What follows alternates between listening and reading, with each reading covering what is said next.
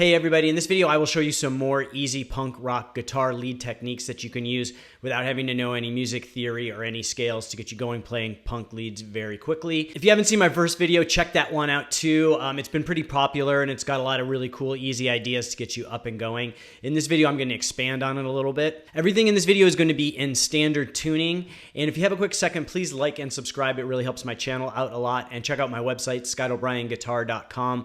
I have the tabs for hundreds of punk rock and grunge songs up there, as well as some other resources, and here we go.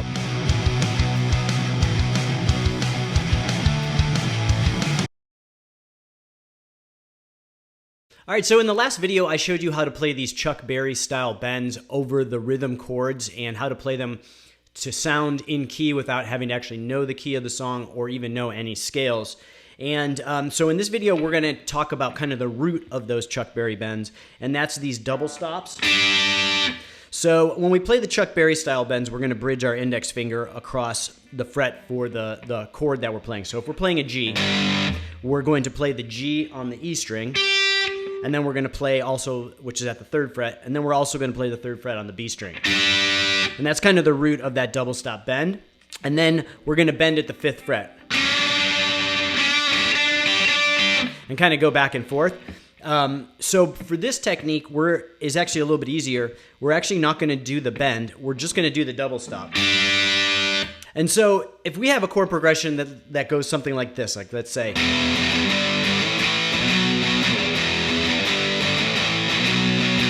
so that's basically an E, a G, an A to a B.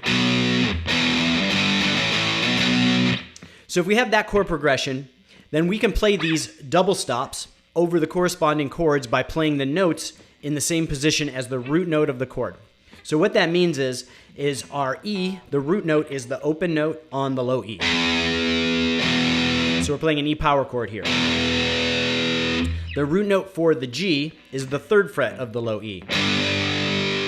The root note for the A is the 5th fret of the low E. And the root note for the B is the 7th fret of the low E. So what we can do is, when we're playing the E, we can play a double stop at the high E. So that's open on the low E for the chord. So you're going to play open on the high E string and open on the B string. And then when we move up to the G, the root's at the 3rd fret, so we're going to play at the 3rd fret of the B and E. Then we're going to play the root's at the 5th fret of the A, we're going to play at the 5th fret of the B and E. And then for the last chord, the root's at the 7th fret of the low E, we're going to play at the 7th fret of the B and E. So the chord progression goes. And so the lead we can play, or even just to kind of mix things up if we're playing rhythm, we can play something like this.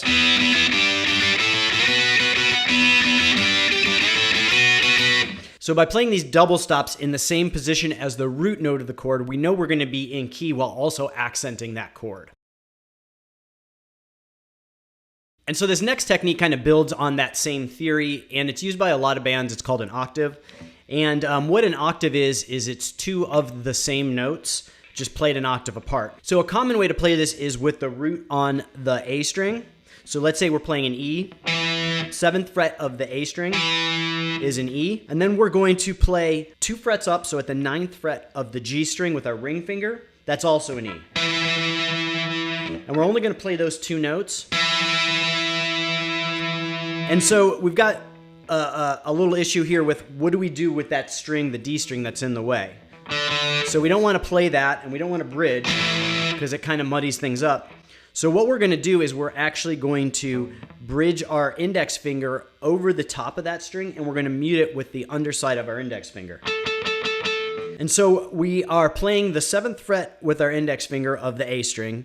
We are muting the D string with the underside of our index finger, and we're playing the 9th fret with our ring finger on the G string. And we get that octave sound.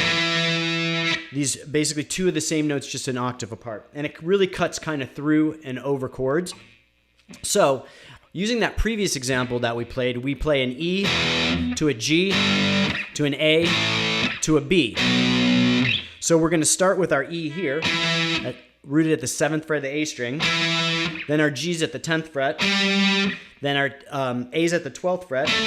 And our B's at the 14th fret. So we can kind of play over those chords like...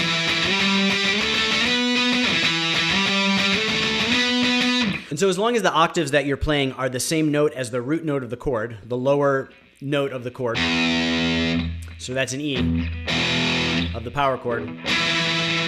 As long as you're playing the same octave over the top of the same chord, you don't have to worry about the scale or what key the song is in. So now if you know the key that your song is in, you can do a little bit of variation on this.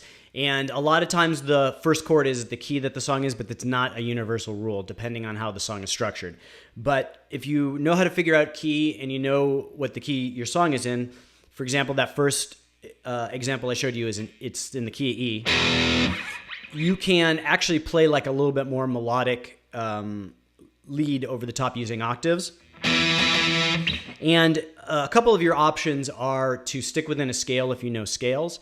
If you don't know scales, you can kind of use a technique that I showed in the last video with the melodic style leads, where you start with the E. So let's say your chord progression and key is in the key of E.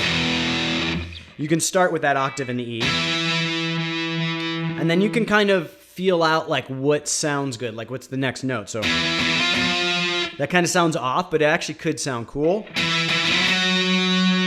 That sounds like you're kind of in the right spot. I like that, but that also fits over the chord that we already played. And so we can kind of just kind of feel out. So we could play like... and basically play that over and over again over the rhythm until we find like kind of a more melodic progression that we like. We can also go back and forth.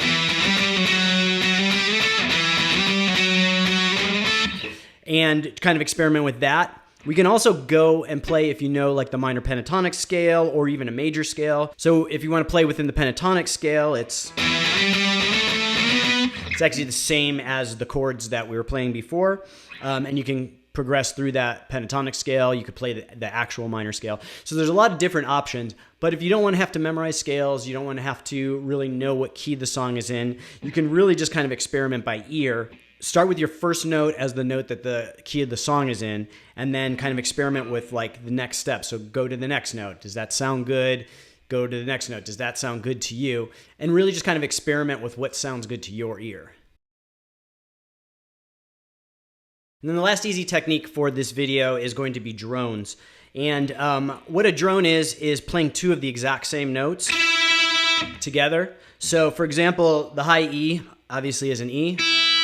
If you play the 5th fret of the B, that's also an E. So if you play them together, you have two of the exact same notes. Now the difference between octaves and a drone is an octave is actually an octave apart. So these are the same notes, just an octave higher. So there's a higher version of the same note played with that. With a drone, it's the exact same note. And so for example, if we take our first chord progression, so we can start at the 5th fret of the B string, and we've got an E matched with the high E. Then we go to the 8th fret, which is a G matched with the high E. Then we can go to the 10th fret, which is an A, and then matched up with the high E. And we can play 12th fret, which is a B, matched up with the high E. So if we have our chord progression, now we can do with drones similar to what we did with double stops and octaves.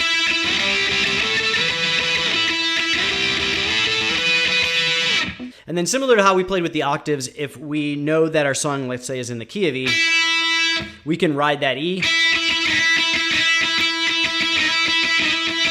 do something like that, or we can do the minor pentatonic starting in E, something like that if you know it. So like we did with the octaves, you can experiment with those drones with like a more melodic version, not just playing straight over the chords that you're playing. You can play within the minor pentatonic scale or whatever scale you want to use, or you can just feel it out by ear like we did the last time, starting at the root note, the E. But this can add like another dimension to leads you're playing, or adding like an interesting fill over the rhythm chords, or kind of developing a chord progression in a more interesting way. So that's it for this one. I hope you liked the video. If you appreciate this content, please like and subscribe. It really helps my channel out a lot. And check out my website, scottobryanguitar.com. I've got the tab for hundreds of punk rock and grunge songs up there. And I will see you guys next time.